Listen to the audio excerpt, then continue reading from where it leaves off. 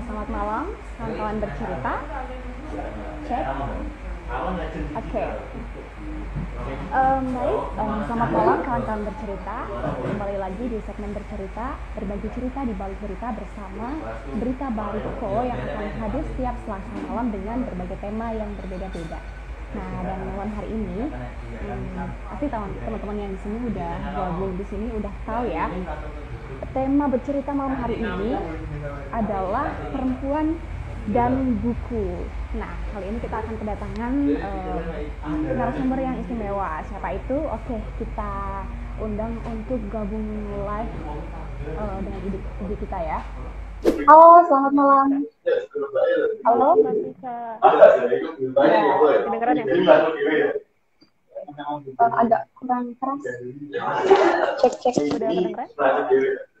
Suara aku kedengeran nggak? Iya, kedengeran. Oke, sebelumnya rekan-rekan bercerita, malam hari ini kita akan membahas atau ngobrol-ngobrol santai bareng Olive Hatim, bener ya? Halo, iya benar. Olive, panggil Olive aja. Oke, Olive. Iya. Nah, siapa sih Olive Hatim ini? Nah, Olive ini adalah seorang pegiat literasi yang mungkin hari ini dia cukup dikenal ya di Yogyakarta mungkin. Kalau saya secara pribadi sih sudah banyak tahu gitu tentang Olive, banyak perform di mana-mana, baca puisi dan ngisi acara di mana-mana. Nah, Olive Hatim ini adalah duta baca DIY, bener ya? Tahun 2018 dan 2019.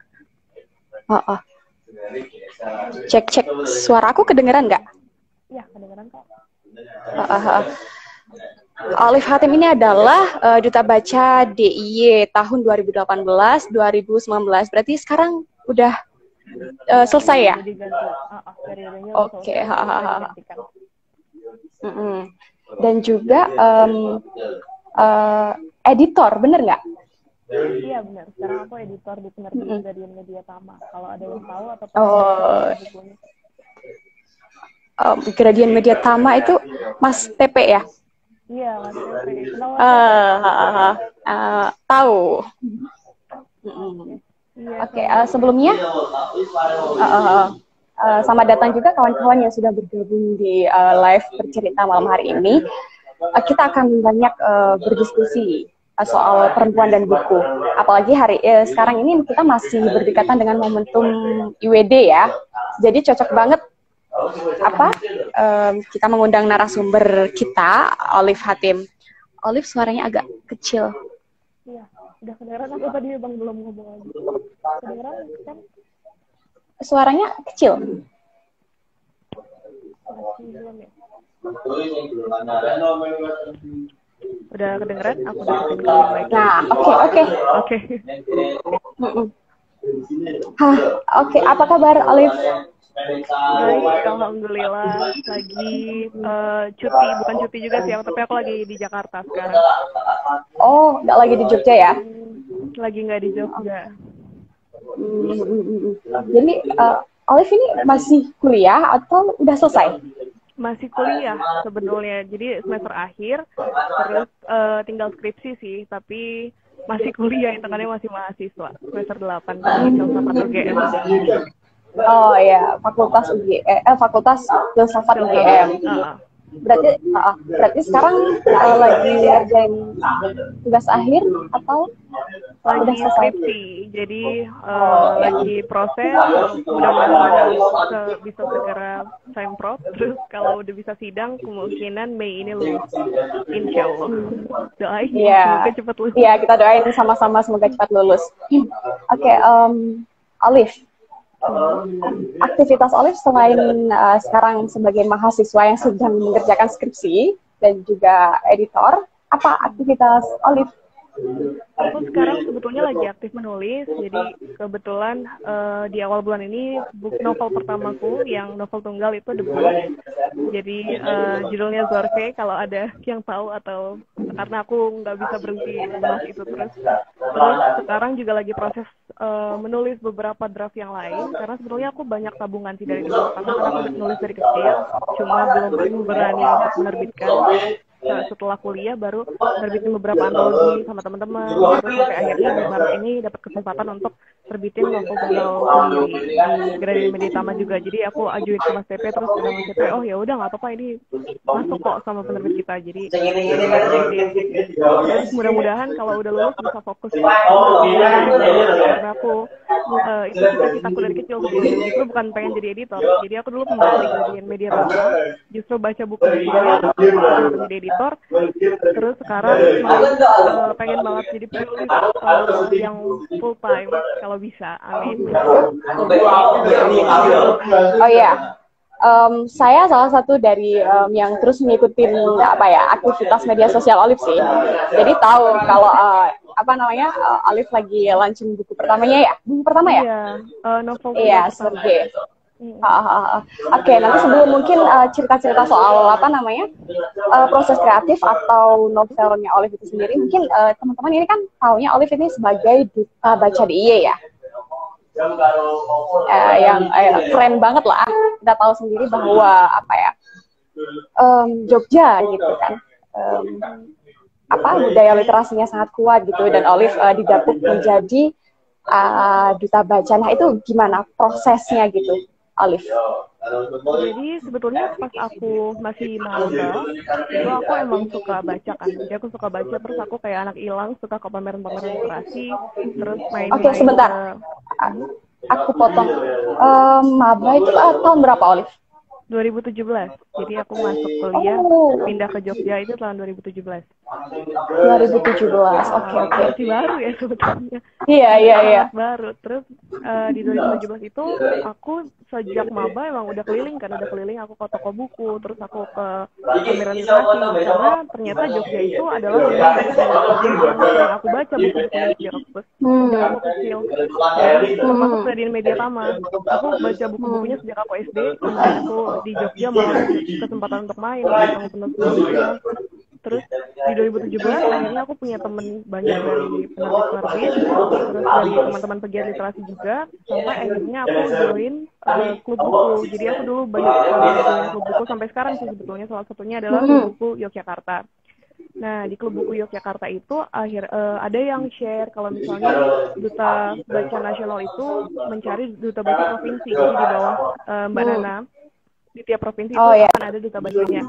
Untuk Jogja kebetulan buka pendaftaran, jadi beberapa provinsi lain itu dipilih. Kalau untuk Jogja itu membuka pendaftaran yang nanti dicari shortlistnya, terus baru sampai akhirnya kepilih. Terus waktu itu aku daftar, kebetulan ketemu beberapa teman-teman juga, ada Mbak Mutia Sukma waktu itu yang juga penulis yang buku-bukunya juga aku baca. Terus ada teman dari klub juga, tapi aku nggak nyangka ternyata aku yang kepilih waktu itu. Terus akhirnya di 2018, 2019 juga, terus sampai akhirnya aku bisa kenal sama banyak sekali teman-teman dari provinsi lain, karena kita tiap tahun ketemu di Perpustakaan Nasional untuk membahas macam-macam. Gitu. Oh, berarti selalu ada pertemuan gitu ya, duta baca tiap provinsi gitu ya? Jadi tiap tahun itu sekaligus dengan adanya awarding di Perpusnas itu namanya Nugra Jasa Pustaloka. Jadi ada semacam penghargaan yang diberikan kepada para pegiat literasi dari tiap-tiap daerah di Indonesia. Ada yang untuk perpustakaan, ada yang untuk pegiat literasi, ada yang untuk pengurus perpustakaan dan macam-macam. Terus, nah di situ biasanya duta baca diundang untuk ketemu dan ngobrol-ngobrol bareng. Jadi aku senang banget sebetulnya, karena selain aku bisa menggiatkan literasi di Jogja, aku bisa ketemu juga sama teman-teman dari provinsi lain dan bisa sharingnya tuh banyak banget. Gitu. Oh, jadi setiap provinsi tuh selalu ada duta bacanya atau gimana? Sampai sekarang ada. Tiap provinsi ada, jadi ada 34 duta baca provinsi. Oh ya, kalau boleh tahu apa prosedur atau syarat untuk menjadi duta baca itu apa ya?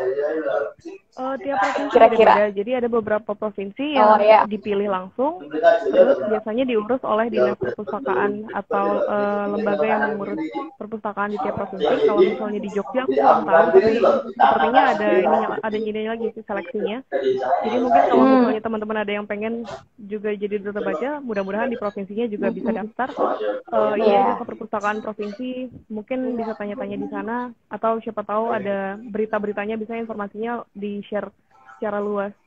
Terus daftar, kemudian biasanya yang ditanya itu buku-buku yang dibaca, terus ya seperti biasa motivasi, kegiatan apa aja sibuknya di literasi apa, karena kan nggak mungkin yang nggak suka baca terus jadi duta baca, atau yang nggak bergerak di literasi kemudian jadi duta baca, itu kan agak bisa dipertanyakan nanti jadinya gimana. Iya. Benar sekali. Oh ya, menarik juga. Jadi kemudian tugas duta baca itu apa ya? Tugas menjadi duta baca itu sendiri. Tugas utama ya. Tugas utamanya sebetulnya itu menjadi salah satu yang dipertanyakan di ketika interview sama beberapa jurinya.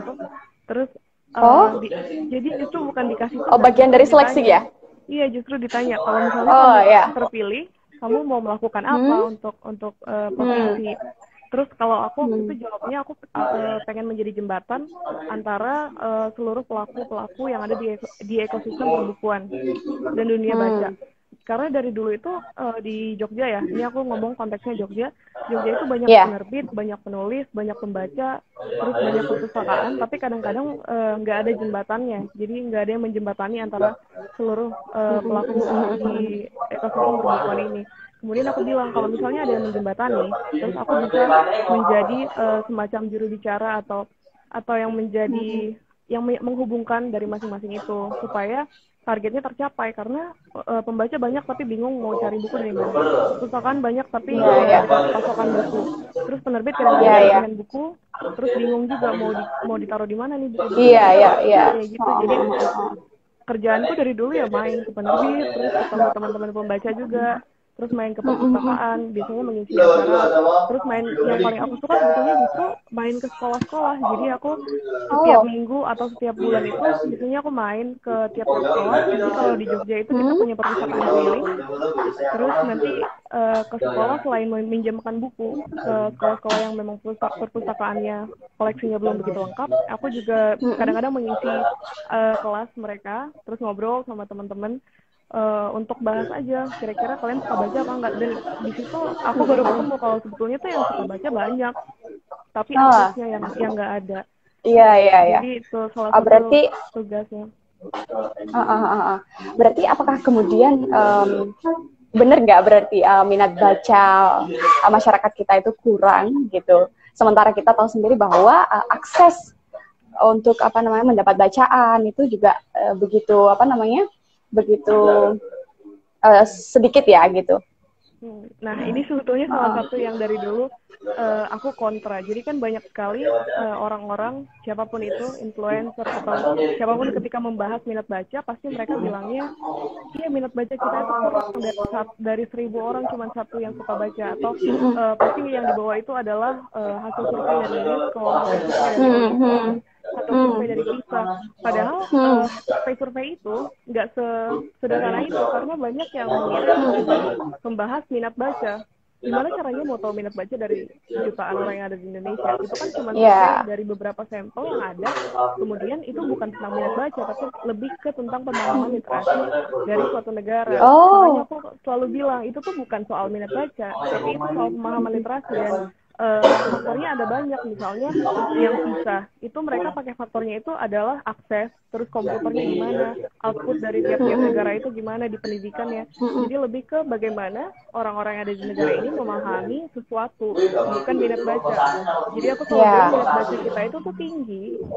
Datang aja ke daerah-daerah, itu tuh datang ke sekolah-sekolahnya terus tanya mereka suka baca apa enggak, pasti mereka jawab suka, tapi akses kebacaan yang cepatnya itu yang kadang-kadang kurang, sehingga mereka pemahaman literasinya nggak bisa secepat misalnya luar negeri yang dari kecil memang sudah dikasih bacaan-bacaan bagus, bacaan-bacaan yang cocok untuk umurnya masing-masing. Kalau di sini kan misalnya di daerah-daerah yang kurang banyak perpustakaannya atau jauh dari toko buku, biasanya mereka ujung-ujungnya baca buku-buku yang emang udah ada di sana. Yang udah ada itu belum tentu cocok untuk anak-anak kecil kan, belum tentu cocok untuk remaja. Karena aku mengutip Mbak Nana, kadang-kadang kita tuh suka baca, cuman butuh satu buku dulu aja yang kira-kira cocok sama kita. Kalau udah ketemu satu, itu pasti kegiatan bacanya bakalan ikut sendiri, bakalan suka sendiri. Nah, jadi itu yang berusaha aku aku tingkatkan di sekolah-sekolah. Jadi aku ajak ngobrol biasanya adik-adik yang masih kecil-kecil tapi pengen suka baca. Tanya kalian suka buku yang kayak gimana? Terus nanti mereka bilang, misalnya ada yang suka Terelie atau yang suka Raditya Dika yang buku pendampingan. Terus nanti aku sarankan buku yang lebih cocok ke umur mereka, tapi tone-nya masih mirip-mirip dengan buku itu. Makanya aku selalu bilang ke teman-teman yang duta baca juga, kalian baca buku sebanyak-banyaknya, seluas-luasnya, karena ketika ketemu orang-orang, nggak mungkin dong menyarankan buku yang cuman kita suka. Tapi kita buku yang cocok sama yang mereka yang suka, cocok, yang iya umurnya gimana, yang sesuai. Iya, karena kalau aku ke talk show terus yang diundang misalnya lansia, itu juga pernah. Terus aku nggak mungkin kan menyarankan baca teen lit atau menyarankan baca buku filsafat. Jadi aku harus nyari, itu juga yang menjadi tantangan sih. Jadi beberapa kali itu ada lansia, terus aku juga pernah ketemu mengisi talk show tapi yang datang misalnya petani, terus jadi para pekerja yang sebetulnya jauh sekali dari bacaan-bacaan. Gimana caranya bisa mengenalkan ke mereka supaya anak-anaknya juga ikut suka membaca. Kayak gitu. Oh, berarti mungkin hasil riset itu karena tidak mencantumkan apa ya, mungkin variabel-variabel atau indikator yang tidak bisa terbaca gitu ya mungkin ya, sehingga kesimpulannya adalah minat baca masyarakat kita sangat kecil gitu. Bahkan kalau kita lihat di UNESCO itu 0,001% minat baca masyarakat Indonesia itu kecil sekali. Iya, itu kan yang dari UNESCO ya. Makanya dibilang dari 1.000 orang cuma 1 orang yang suka baca. Menurutku ini sih bukan tidak tersedia hasil risetnya. Sebetulnya ada, itu bisa di-download secara online. Tapi terlalu tebal, mungkin orang-orang malas baca. Karena aku juga dulu pas baca itu udah yang, aduh ini apaan nih, banyak banget jurnal ratusan halaman. Terus isinya membahas suatu kondisi dari berbagai negara, tapi sebetulnya tidak bisa ditemukan di mana-mana. Variabel dari tiap-tiap jurnalnya, variabel dari hasil-hasil penelitiannya. Cuman kadang-kadang mungkin ketika dikutip, terus dari mulut ke mulut, jadinya makin lama makin disimpulkan kalau misalnya itu adalah minat baca. Kadang-kadang yang diambil cuma hasil akhirnya aja tanpa itu dari mana sih diambilnya. Gitu. Oke. Sudah barang tentu ya, Olive kan akrab dengan buku. Terus kemudian sejak kapan minat baca itu tumbuh? Gitu. Aku baca buku dari umur 3 tahun. Banyak yang nggak percaya. Oh, 3 tahun? Dari kecil. Iya. Jadi 3,5 sih. Terus jadi aku bisa baca sebelum aku masuk sekolah. Sebelum masuk sekolah. Jadi dulu aku dibeli buku yang cuman huruf-huruf itu, terus aku baca sendiri sambil nanya-nanya. Dari kecil juga jadi udah sering dibeli majalah Bobo, majalah anak. Terus lama-kelamaan ternyata lebih suka baca. Jadi baca udah kayak rutinitas aja, udah bukan hobi lagi. Terus makin lama bacaannya mulai berkembang juga kan. Soalnya sekolahku juga perpustakaannya bagus dan koleksinya juga lumayan banyak. Jadi hobiku dari kecil itu sampai sekarang, sampai kuliah tuh ya nongkrong di perpustakaan. Biasanya udah pasti kenal sama yang punya, terus pasti buku peminjaman bukunya itu udah penuh sendiri. Jadi dari sangat kecil sampai sekarang. Nah, kira-kira karena ketertarikan baca Olive itu kan udah muncul dari kecil ya, dari 3 tahun bahkan. Nah, apa sih yang membuat Olive itu tertarik untuk membaca gitu? Yang membuat aku kenapa? Apa yang membuat membaca itu menurut Olive adalah satu hal yang menarik bahkan menjadi rutinitas gitu? Aku berpikir kalau membaca itu sebagai kegiatan melatih otak. Jadi lebih ke kalau misalnya kita olahraga, itu kan kita melatih tubuh kita supaya mencapai goal tertentu, atau kita pengen punya skill kekuatan tertentu di tubuh. Nah itu juga terjadi di otak menurutku. Jadi ketika kita baca, otak kita terus-terusan terlatih, terus-terusan dibuat berpikir, dan terus-terusan berkembang. Jadi ketika ketemu sesuatu yang harus dipecahkan, itu jadi lebih mudah. Terus aku sangat terbantu sekali sih untuk di masalah itu. Jadi ketika aku bisa lebih banyak baca, aku lebih mudah memahami sesuatu, aku lebih mudah meresap segala macam pengetahuan, informasi. Jadi ketika sekolah itu kadang-kadang teman-temanku bingung kan, kamu kalau belajar sih kalau ulangan bisa misalnya kayak gitu, aku cuma perlu baca aja gitu. Karena jadinya makin terbiasa aku membaca, aku makin gampang meresap informasi itu, lebih gampang memahami informasi yang tersedia itu. Jadi itu kaitannya sebetulnya banyak sekali. Kalau dari penelitian pun udah banyak sekali manfaat-manfaat membaca, terutama dalam memecahkan masalah ya. Jadi aku kalau misalnya teman-temanku nanya, ajarin dong cara belajar yang benar.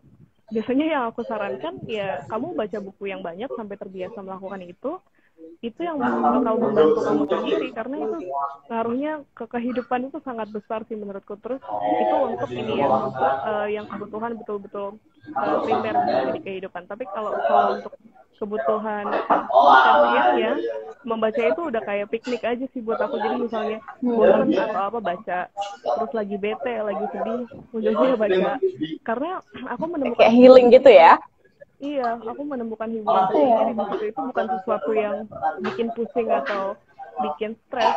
Tergantung bacaannya kan. Kalau misalnya bacaannya memang ringan dan membantu, jadi itu yang menjadi hiburan buat aku. Gak perlu jalan-jalan, udah bisa jalan-jalan lewat baca buku. Bener banget. Oh ya, kalau tadi dengar cerita Olive dari kecil sudah membaca dan kemudian akses dan kemudian fasilitas untuk buku-buku itu kan sangat mendukung gitu ya. Kalau boleh tahu nih, masa kecil Olive tuh gimana di Jakarta ya? Aku dulu jadi aku lahir di Palembang, terus aku pindah ke Jakarta. Di Palembang. Lahirnya gitu. Usia? Aku masih bayi, itu aku pindah ke Jakarta sekitar 4 bulan aku pindah ke Jakarta. Terus aku di Jakarta sempet TK tapi cuma 3 bulan karena aku bosen. Aku bosen terus aku cuma sebentar TK. Aku pindah lagi ke Palembang di umur 5 tahun. Akhirnya aku langsung masuk SD. Nah, kebetulan SD ku emang termasuk salah satu yang sangat membantu sih, karena jadi itu SD IT yang lumayan strict dalam pendidikan dan segala macamnya. Terus akses ke bukunya tuh banyak sekali. Jadi aku lebih merasa SD itu sih yang ngebantu aku. Karena perpustakaannya banyak sekali bukunya, karena keluarga aku sebetulnya mamiku dosen juga suka baca, cuma aku nggak merasa aku mendapatkan kesenangan membaca dari rumah. Tapi jadi lebih dari nggak tahu ya, mungkin dari diri sendiri. Tapi dulu orang tua aku emang sering banget membelikan buku setiap minggu, dan itu ke bawah sampai sekarang. Jadi meskipun udah nggak minta beliin lagi, tetap ujung-ujungnya tiap bulan tuh minimal 4. Oke. Oh berarti di Palembang ya padahal ya? Iya. Nah itu yang juga kemudian membuat aku dulu kan aku di Palembang sampai SMP. Itu yang bikin aku juga kesel, karena akses ke daerah kan sekarang masih sangat susah. Iya. Dan itu juga yang menjadi keluhan dari teman-teman di luar Pulau Jawa.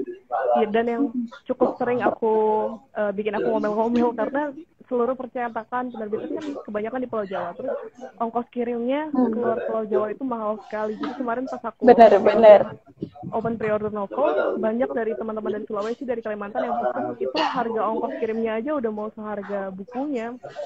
Itu yang kadang-kadang sampai sekarang juga masih jadi pembahasan dari teman-teman pegiat literasi juga, gimana caranya supaya ini bisa terselesaikan. Tapi untung kemarin itu Lian Parcel udah ada DokuPack sih, jadi bisa flat 10.000 untuk seluruh Indonesia. Mudah-mudahan itu bisa terus-terusan berkembang sampai beneran bisa di tiap daerah, karena belum semua daerah. Terus yang tanggal 17 itu dari Presiden Jokowi digratiskan, aku nggak tahu sih sekarang masih ada apa enggak. Tapi kan sempat digratiskan pengiriman ke perpustakaan dan taman baca. Jadi di tanggal 17 dari Pos Indonesia itu menggratiskan pengiriman buku. Cuman aku nggak tahu apakah sekarang masih atau enggak. Nah, kan Olive nih jadi duta baca dari tahun 2018 sampai 2019 ya. Apakah ada membawa pengaruh terhadap kehidupan Olive gitu misalnya? Atau cukup merubah kehidupan Olive gitu? Ketika jadi duta bacanya. Jadi duta baca. pengaruhnya apa ya, aku merasa sebetulnya justru aku kurang suka dengan label itu, karena banyak sekali yang kalau misalnya satu kampus suka dipanggil duta baca nih, duta baca. Terus kalau karena muka aku juga ada di perpustakaan dulu, terus kadang-kadang suka dibecandain kan, itu muka Olive semua tuh di Geraha Tama Pustaka. Terus justru aku kurang suka dengan label itu. Jadi sebetulnya kalau boleh jujur ya, karena aku merasa aku nggak butuh label itu untuk melakukan apa yang aku lakukan ketika aku menjadi duta baca. Dan tugas-tugasku saat itu pun sebetulnya sampai sekarang masih aku lakukan. Aku masih menggiatkan literasi di sosial media, karena sekarang sedang pandemi kan, jadi nggak bisa kemana-mana seperti dulu. Terus kalaupun ketemu orang-orang juga aku masih lakukan itu, karena aku merasa yang aku lakukan, tugas-tugasku selama jadi duta baca itu adalah hal yang aku lakukan dari kecil sampai sekarang. Sebelum dan sesudah jadi duta baca aku masih melakukan itu. Jadi sebetulnya kalau perubahan mungkin yang paling utama, aku jadi ketemu teman-teman dari seluruh Indonesia. Aku sampai sekarang masih kontakan juga sama mereka. Ini beberapa juga ada banyak sekali yang follow aku. Terus jadi masih sering tukar-tukaran kondisi di provinsi masing-masing. Iya. Saling berkabar gitu, Iya, kalau misalnya ada bencana seperti misalnya yang di Sulawesi waktu itu di Kalimantan, saling nanyain juga kabarnya gimana. Kalau misalnya ada sesuatu kan teman-teman sebetulnya ada yang menulis juga, ada yang punya taman bacaan juga. Kalau ada apa-apa masih sering sharing juga. Jadi itu sih yang paling aku senang. Aku bisa tahu gimana di luar sana, nggak cuman terjebak di safe zone aku aja, nggak cuman tentang Jogja atau Jakarta yang aku tahu. Karena sekarang aku tinggalnya kebetulan di Jakarta. Jadi sebagian besar yang aku tahu cuma Jogja, Jakarta kan, dan itu surga buku sebetulnya. Karena seluruh penerbit, seluruh akses perbukuan itu paling mudah di dua kota ini. Nah, setelah ketemu teman-teman dari provinsi lain, aku jadi lebih tahu gitu gimana kondisi di sana. Terus aku jadi lebih sharing juga ke mereka kalau misalnya butuh apa-apa, ya kabarin aja. Terus kadang-kadang juga ada yang ngontak dari provinsi lain. Terus aku bingungnya kadang-kadang provinsi lain ada yang ngontak aku, terus misalnya minta bantuan buku atau apa, jadi aku bisa menyalurkan ke duta baca di provinsi mereka masing-masing supaya lebih cepat kan. Karena kalau misalnya ke aku, kadang-kadang aku bingung, aku nggak bisa ke sana, terus aku juga bingung harus membantu gimana. Jadi dengan punya akses ke teman-teman duta baca di tiap provinsi, kan mereka juga di bawah dinas perpustakaannya, jadi mudah-mudahan bisa lebih cepat membantu masalah-masalah yang ada di provinsinya itu. Oh, berarti misalnya di daerah-daerah tertentu atau daerah-daerah yang mungkin terbelakang ya, terbelakang atau pelosok gitu, dan kemudian bergiat dalam hal literasi tapi kekurangan buku gitu, misalnya bisa menghubungi Olive atau gimana, bisa ya? Kalau menghubungi aku juga bingung sebetulnya, nggak langsung menghubungi aku sih, tapi mungkin aku bisa membantu untuk memberikan akses gitu misalnya, untuk menghubungkan lagi ke teman-teman yang ada di provinsinya masing-masing. Karena dan misalnya kemarin jadi ada dari satu kafe di Jogja yang kebetulan mau bikin program menyumbang buku-buku yang sudah tidak terbaca. Mereka bingung kan mau nyumbang kemana. Terus aku dikontak sama temanku yang kebetulan kerja di sana. Terus nanya, Olive gimana nih kira-kira kita mau nyumbang buku. Nah jadi kan gak selalu yang minta sumbangan. Kadang-kadang ada yang mau menyumbang tapi juga bingung mau nyumbang kemana. Terus akhirnya aku cariin komunitas yang kira-kira menerima buku. Terus mereka akhirnya kerjasama. Terus pernah juga penerbit menghubungi aku, mereka misalnya punya buku-buku terbitan lama yang sudah tidak masuk toko buku atau sudah nggak dijual lagi. Mereka juga bingung mau dijual kemana, jadi mereka misalnya lewat aku, jadi dikirim ke aku, terus nanti aku yang menyalurkan lagi ke teman-teman yang meminta itu. Jadi menjembatani tiap-tiap pelaku itu, pelaku dari ekosistem perbukuan itu masih sampai sekarang. Oh, masih sampai sekarang ya? Sampai sekarang masih aku lakukan. Jadi kalau misalnya ada yang minta bantuan, sebisa mungkin aku pasti bakalan membantu, karena aku senang melakukan ya. Aku ketemu teman-teman. Nah, ini mungkin kawan-kawan punya teman yang memiliki hobi sama gitu ya mungkin ya. Bisa ngobrol, terus punya koneksi lebih banyak lagi. Nah, mungkin teman-teman yang gabung live di sini bisa nih kontak Olive kalau misalnya membutuhkan koneksi atau bantuan gitu ya. yang berhubungan Nah, sama buku aku pasti akan usahakan iya. untuk bantu. Terus kalau genre bacaan Olive itu apa yang paling disukain? Aku selalu bingung sebetulnya kalau ditanya soal bacaan. Jadi sering masuk DM request atau mention di Twitter yang minta rekomendasi. Terus aku selalu kadang-kadang nggak aku jawab, terutama kalau DM sih, karena aku takut salah merekomendasikan. Aku nggak mau ketika aku rekomendasikan suatu buku, terus mereka baca itu, mereka nggak suka, aku yang merasa bersalah karena itu nggak cocok. Yeah. Tapi kalau yang aku suka sendiri, aku lebih banyak baca cerpen. Sebetulnya dari kecil aku seringnya baca cerpen karena sekali duduk bisa kelar. Terus jadi penulis favoritku itu dulu Sena Gumira Dharma. Terus Eka Kurniawan, dia Nugrah, Eka Kurniawan. Tingkat aku sendiri juga. Terus selain cerpennya sastra Indonesia ya. Sastra Indonesia kalau bacaan yang bahasa Inggris aku lebih sering baca novel karena aku sekalian belajar juga. Terus filsafat justru aku nggak begitu baca secara bacaan yang menghibur karena itu lebih buat kuliah aja kan. Jadi sebetulnya lebih ke sastra Indonesia sih. Genrenya ya luas, banyak sekali novel-novel seperti punya Mbak Oki Madasari, terus Mbak Ayu Tami, punya Mbak Jenar, itu semua genre sih sebetulnya aku baca. Puisi juga aku baca. Oke, menarik. Mungkin nanti di akhir di akhir segmen kita akan minta Olive buat bacain puisi buat kawan-kawan yang gabung di live kita malam hari ini. Iya. Mungkin kawan-kawan yang gabung di live kita malam hari ini boleh nih nanya-nanya ke Olive gitu. Mau nanya apa gitu misalnya. Ini ada satu pertanyaan. Buku apa yang Olive baca di waktu kecil dan kemudian menumbuhkan kecintaan membaca? Mungkin selain buku yang abjad ya. Selain buku yang buku pertama kali banget yang aku baca itu aku udah lupa apa. Terus sebetulnya kecintaan membaca itu karena dari kecil ini kan, karena dari kecil aku terbiasa membaca majalah. Jadi mungkin kalau bacaan pertama banget yang bikin aku suka sekarang itu cerpen-cerpen dari majalah Bobo. Jadi kan di majalah Bobo ini ada 2-3 cerpen yang ada di situ. Terus ada lagi kumpulan cerpennya, dulu kumpulan cerpen Oki Nirmala segala macam itu. Terus kalau misalnya buku favorit pertama, aku dulu itu baca kumpulan cerpennya Sena Gumira Dharma yang judulnya Sebuah Pertanyaan untuk Cinta.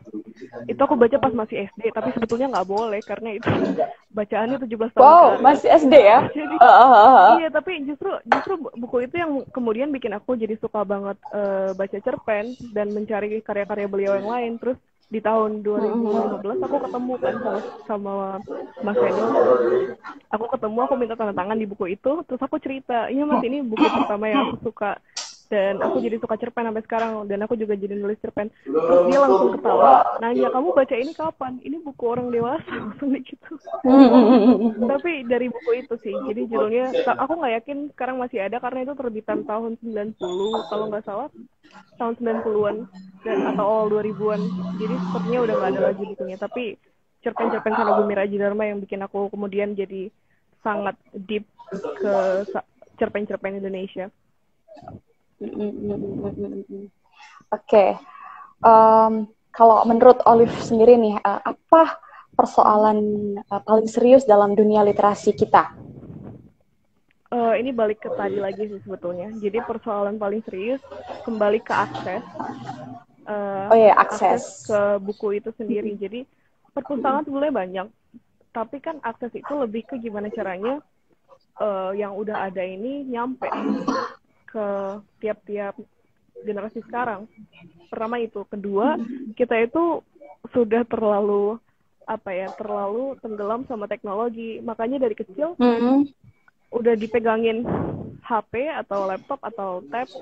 Kadang-kadang kan ketika tidak dibiasakan dari kecil, itu yang kemudian menjadi sulit kalau baru mau dikejar ketika sudah dewasa. Jadi teman-temanku tuh kadang-kadang nanya kan, gimana sih caranya biar suka baca? Aku bingung karena aku nggak mempelajari itu.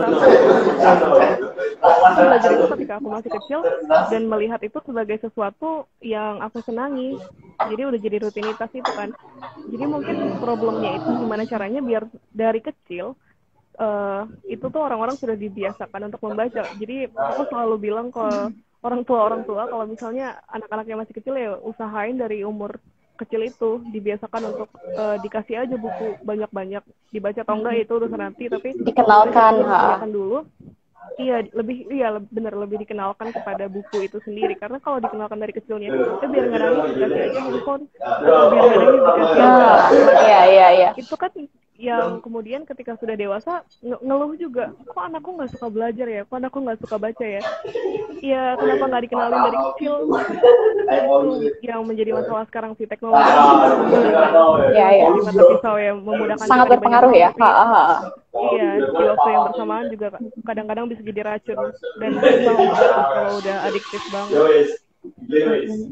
Nah, ini ada beberapa pertanyaan nih dari kawan-kawan. Kak Olive lebih sulit bikin puisi atau cerpen menurut Kak Olive?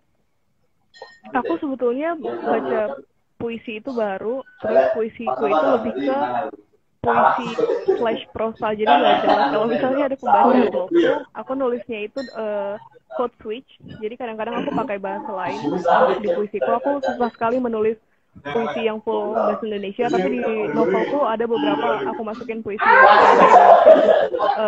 dan jadi bentuknya lebih ke prosa yang aku marah-marah atau aku bercerita juga tapi lewat puisi.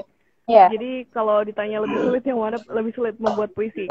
Aku sangat salut sama teman-teman yang bisa bikin puisi, karena itu menurutku susah banget untuk pemilihan diksinya, gimana caranya biar nyampe ke orang, gimana caranya menyalurkan emosi-emosi dan mengekspresikannya lewat kata-kata. Kalau cerpen kan lebih lugas, jadi kadang-kadang aku sekali duduk, aku lihat sesuatu, aku bisa langsung kelar untuk 5 halaman sampai 10 halaman gitu. Jadi lebih susah puisi. Ada lagi nih, Olive lebih suka buku fisik atau e-book? Dan alasannya apa? Aku baca dua-duanya. Jadi sebetulnya aku adalah polyreader. Polyreader itu pembaca yang nggak bisa stick di satu buku aja. Jadi aku baca buku biasanya bisa 3 sampai 5 buku dalam waktu bersamaan. Maksudnya bukan bacanya barengan ada 5 buku gitu, tapi ganti-gantian. Karena aku suka bosan kalau misalnya cuman di satu buku aja. Jadi kadang-kadang aku misalnya baca 3 buku fisik, terus 1 non-fiksi, 1 puisi misalnya, atau satunya yang aku suka, terus 2-nya lagi di e-book. Jadi kadang-kadang aku baca sebelum tidur, kan kalau tidur aku matiin lampu, terus nggak bisa baca, tapi kalau mau tidur aku harus baca. Jadi mau nggak mau aku bacanya di e-book, misalnya di Pusnas, atau di aplikasi Script, atau di Gramedia Digital. Itu jadi bisa lihat dari handphone atau dari gadget kan. Jadi aku baca dua-duanya, lebih suka yang mana nggak bisa milih, kayaknya dua-duanya aku sama-sama suka. Iya. Ini yang legal. Karena emang udah hobi ya. Jangan yang bajakan. Ya, ini ada, bukan pertanyaan, tapi lebih ke rekomendasi. Olive cocok jadi bersama Gubuk Tulis ya. Rekrutmen nih. Waduh. Susah kalau aku nggak mau jadi duta baca lagi ya, labelnya berat sekali. Iya, mungkin kawan-kawan yang lain ada pertanyaan gitu untuk Olive Hatim. Dipersilakan sebelum waktu apa? Iya, atau kalau mau sharing dan cerita-cerita gitu bisa banget. Iya, biar aku nggak usah baca puisi, aku nggak mau baca puisi. Ini ada pertanyaan nih. Pendapat Olive tentang orang yang beli buku bacakan karena budgetnya nggak cukup buat beli yang asli. Nah ini gimana nih menurut Olive?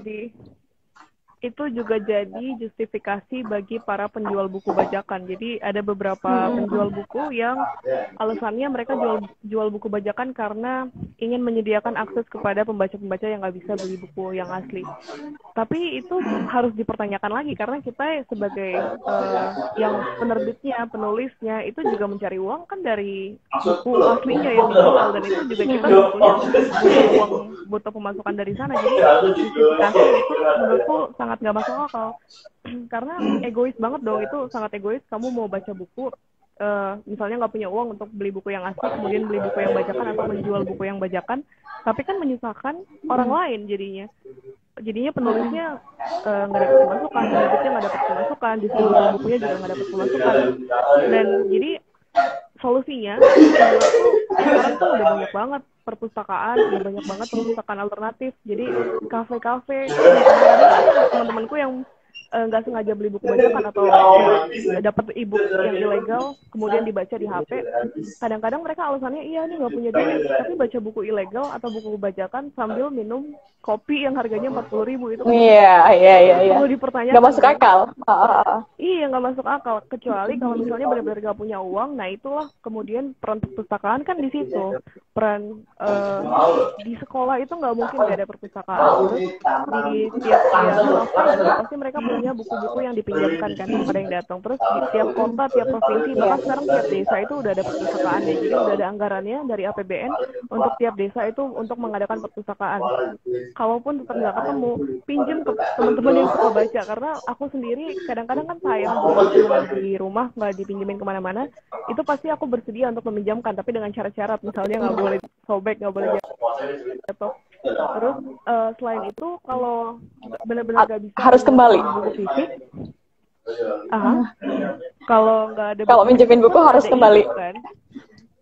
Iya. Harus kembali. Terus ada e-book yang bisa dibaca di aplikasi iPusnas, atau kalau di Jakarta tuh ada iJack. Jadi iJack itu mereka meminjamkan buku-buku e-book legal terbitan penerbit mayor biasanya yang bisa dipinjam secara gratis. Itu ada aplikasinya sendiri dan itu legal. Jadi bisa baca di situ, itu gratis. Nggak mungkin nggak punya kuota untuk download cuman berapa mega. Jadi kayak gitu sih. Itu justifikasi yang sangat aneh menurutku. Karena aku sebagai editor aku tahu dalamnya penerbit gimana dan gimana susahnya penulis untuk bertahan hidup. Cuman dari pemasukan buku yang laku itu. Gitu. Nah ini ada lagi nih, berapa lama Kak pembiasaan membacanya? Itu beda-beda. Nah biasanya Olive setiap hari tuh meluangkan waktu untuk membaca biasanya berapa lama gitu? Mungkin untuk memberikan motivasi pada kawan-kawan yang di sini juga barangkali. Aku biasanya mencatat aku baca berapa lama itu aku nggak pernah pakai durasi sih sebetulnya. Terus kalau kata Aan Mansur, usahakan baca itu nggak harus misalnya harus 1 jam duduk baca. Itu yang malah jadi nggak fun kan.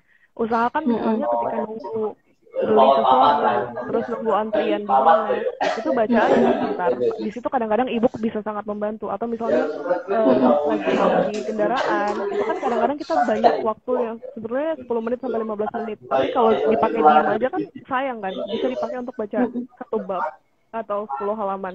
Kalau aku sendiri bukan membiasakan diri sih. Jadi aku sekarang sudah terbiasa mencatat buku-buku yang aku baca di Goodreads. Jadi kadang-kadang ada namanya reading challenge. Kalian bisa melihat berapa banyak buku yang dibaca, berapa halaman yang dibaca di tiap tahunnya. Di Goodreads itu tinggal sign up, bentuknya kayak Facebook, tapi isinya buku semua. Aku biasanya tiap tahun 100 buku.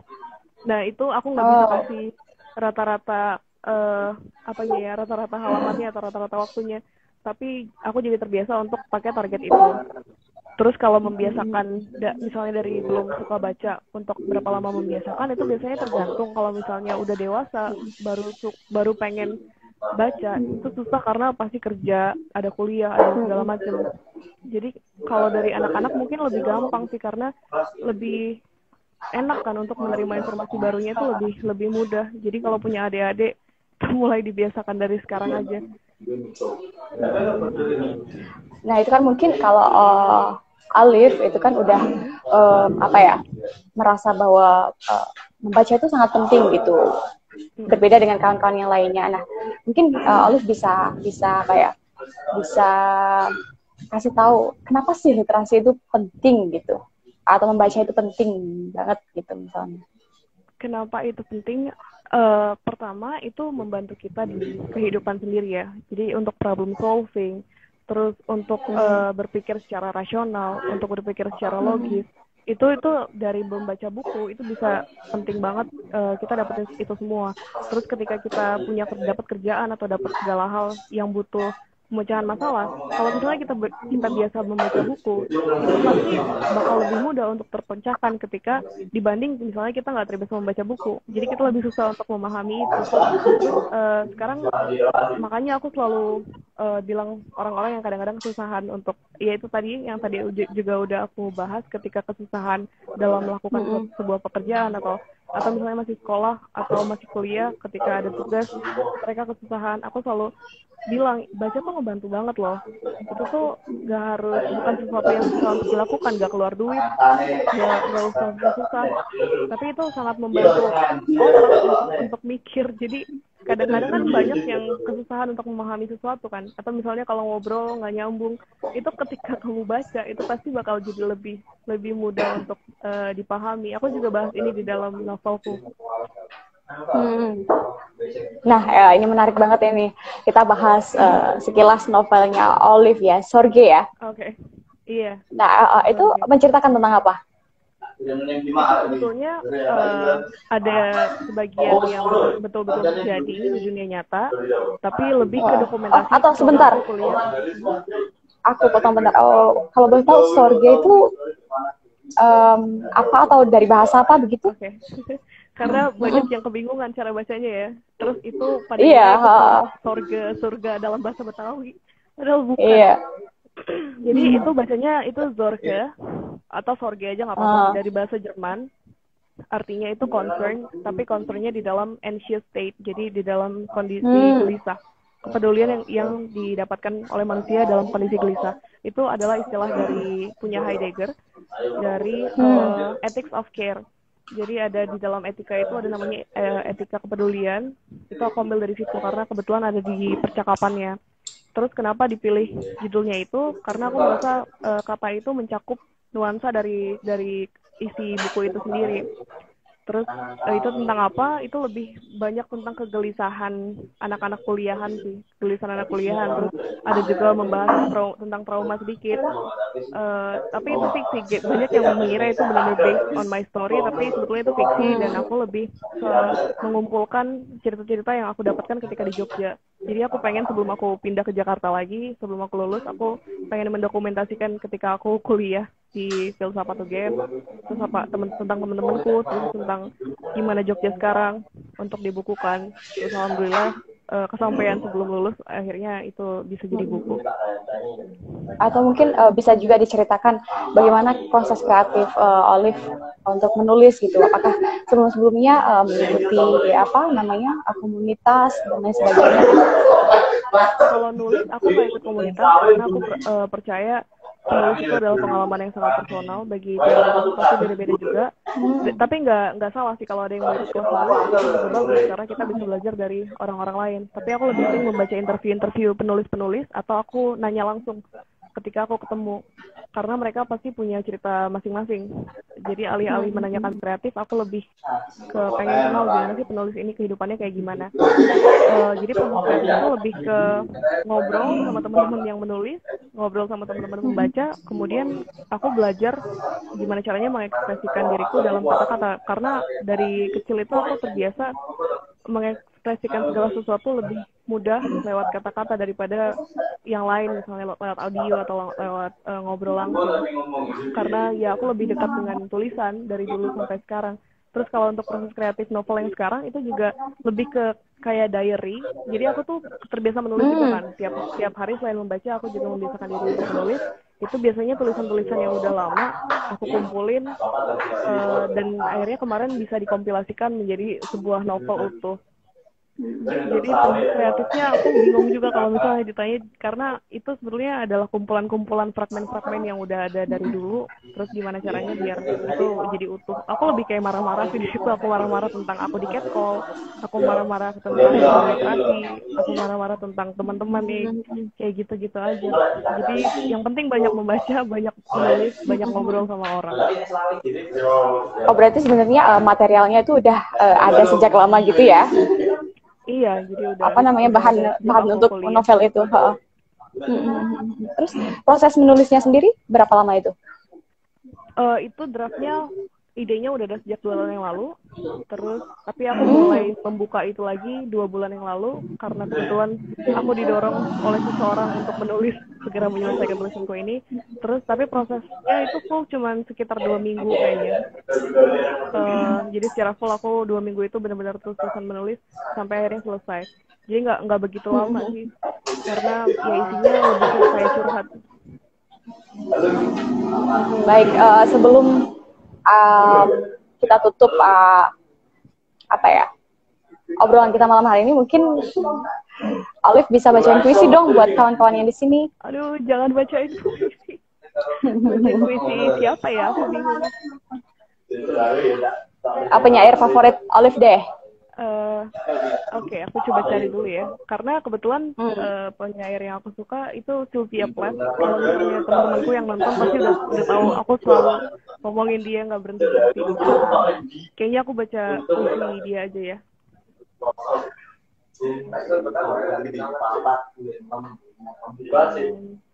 Pakai bahasa Inggris nggak apa-apa ya? Iya.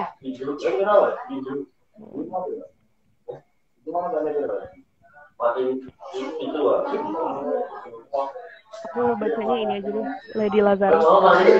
Kalian International Women's Day. Pokoknya semuanya harus baca Sylvia Plath, pasti bagus sekali. Oke. Lady Lazarus. I have done it again. 1 year in every pen, I manage it. A sort of walking miracle, my skin, bright as an easy lampshade. My right foot, a paperweight, my face a featureless, fine, jewel linen, peel off the napkin. Oh, my enemy, do I terrify? The nose, the eye pits, the full set of teeth, the sour breath will vanish in a day. The flesh, the grey cake will be at home on me. And I, a smiling one, I have anxiety. And like the cat, I have 9 times to die. This is number 3. What a trash to annihilate each decay. What a million foulness the peanut crunching crowd shows into sea. Them unwrap me hand and foot, the big striptease. The moment like this, under my hands, my knees, I may be skin and bone. Nevertheless, I am the same identical woman. The first time it happened, I was 10. It was an accident. The second time I meant to lash it out and not come back at all. I rocked shut as a she-shell. They had to call and pick the worms off me like sticky pearls. Dying is an art, like everything else. I do it exceptionally well. I do it so it feels like hell. I do it so it feels real. I guess you could say I have a call. It's easy enough to do it in a cell. It's easy enough to do it and stay put. It's the theatrical. Come back in a broad day to the same place, same face, the same brute. A mute shout, a miracle that knocks me out. There is a charge for the eyeing of my scars. There is a charge for the hearing of my heart. It really goes. And there is a charge, a very large charge for a word or a touch, or a bit of blood, or a piece of my hair or my clothes. So, her doctor, so her enemy. I am your opus. I am your valuable, the pure gold baby that melts to a shriek. I turn and burn, do not think I underestimate your great concern. Ash, you poke and the flesh boned. There is nothing there, a cake of salt, a wedding ring, a gold filling. Her God, her Lucifer, beware, beware, out of the ash, I rise with my red hair, and I eat men like air. Lady Lazarus. Itu puisinya banget. Nah, mungkin sampai di sini dulu perbincangan kita malam hari ini ya, Olive ya. Terima kasih sudah meluangkan waktunya di sela kesibukannya. Mungkin juga sudah diundang, senang sekali aku ngobrol-ngobrol bareng kayak gini. Terima kasih banyak. Mungkin lain waktu atau mungkin barangkali pertanyaan kawan-kawan yang belum terjawab lain kali mungkin kita bisa undang lagi, gitu. Baik, Olive, makasih. Terima kasih banyak, Kak. Terima kasih banyak juga, Nabila. Oke, bye.